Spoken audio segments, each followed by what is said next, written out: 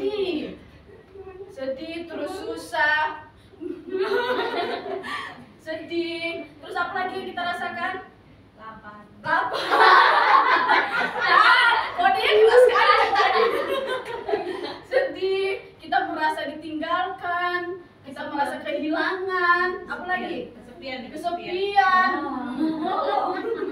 Iya, kita merasa kesepian ketika sahabat kita pergi meninggalkan kita. Namun bagi orang-orang yang tidak percaya akan Allah, yang tidak suka, yang benci kepada Tuhan, mereka senang melihat kematian Tuhan Yesus di kayu salib. Bahkan mereka tertawa, bahkan mereka yang ikut menganiaya Tuhan Yesus. Adakah kita seperti itu?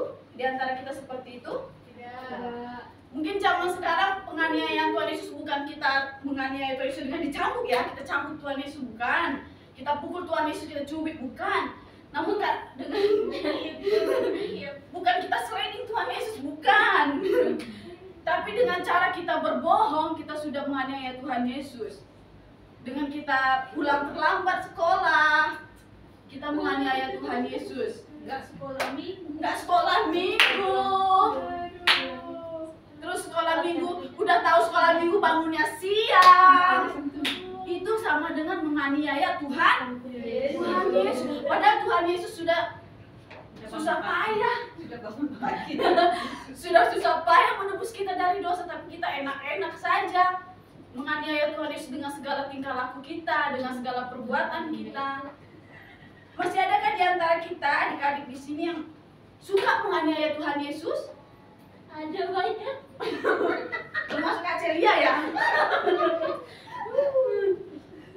Kita belajar hari ini, kita belajar tentang firman Tuhan untuk kita mengasihi dari mulai pujian, penyembahan, bahkan firman Tuhan mengajarkan kita untuk mengasihi Tuhan Yesus. Kita tidak boleh menganiaya Tuhan Yesus lewat perbuatan kita, lewat perkataan kita, lewat tingkah laku kita, lewat pikiran kita. Semuanya kita harus pergunakan untuk mengasihi Tuhan Yesus. Nah, kemudian berapa lama Tuhan Yesus berada di dalam kubur? 3 hari. Tiga berapa Frans? 3 hari. Yeski? Iya. 3 hari Tuhan Yesus. Tuhan berjanji Dia akan bangkit. Kisah kematian Tuhan Yesus bukanlah akhir dari cerita Tuhan Yesus. Namun Dia berjanji akan bangkit. Terus bangkit lalu naik ke surga. Dan tujuan Tuhan Yesus naik ke surga ngapain? Ayo, siapa yang tahu? Aku tahu. Iya, Mbak Ola. Apa Mbak Ola?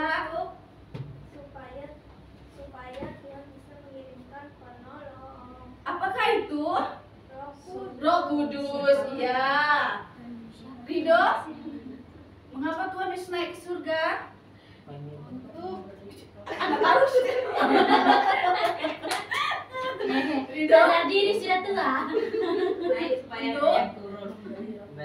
Untuk memberi Roh Kudus. Yeski? Untuk Aku yakin pasti sama semua ya.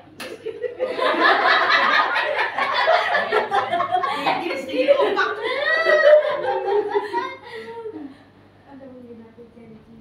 Menggenapi janji. Untuk pengorbanan. Ya? Untuk mengasihi. Ya. Mbak Lois. Iya, janji Tuhan digenapi, Abel. Ini solusi ini.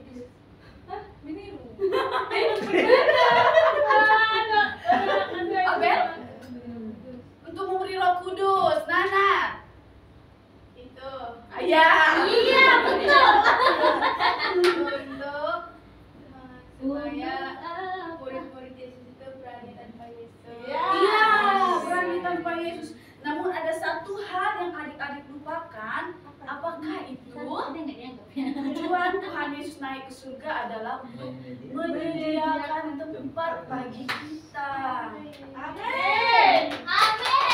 Kematian Tuhan Yesus tadi memberi kehidupan yang kekal. Iblis sudah datang sama kita, iblis datang kepada kita untuk memberikan kematian yang kekal kepada kita. Namun oleh karena apa tadi? Kasihnya yang besar sehingga dia mengasihi. Tuhan tidak hanya mengasihi Yusuf dan Nikodemus saja, tidak. Tapi dia mengasihi semua orang, bahkan sampai zaman sekarang, baik itu adik-adik tempat ini, baik itu kakak, Om Pontas, Tante Diana, Kak Celia, Kak Teti, sama anak baru, sama Kak Gripa, semuanya Tuhan kasih. Tuhan berikan kasih sama rata. Tuhan tidak pernah pilih kasih, amin.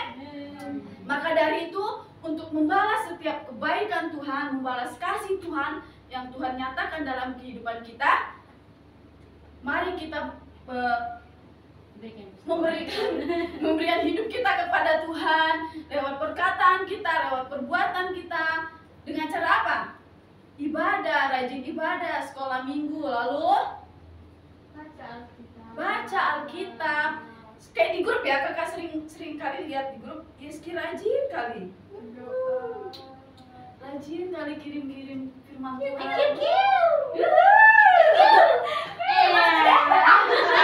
Rachel, yang nomor 3 lagi.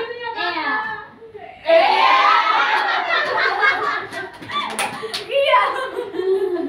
Tuhan suka sama anak-anak yang kayak gitu, yang suka baca firman Tuhan, terus dia sharing ke teman-teman, sharing ke orang-orang yang belum tahu firman Tuhan. Apalagi di sini firman Tuhan untuk kita menjadi saksi. Kita sudah mendapatkan kasih Tuhan, kita sudah menerima kasih Tuhan, dan selanjutnya tugas kita untuk menjadi saksinya Tuhan lewat perkataan, lewat tindakan, lewat perbuatan, lewat pikiran, semuanya kita berikan untuk Tuhan. Amin.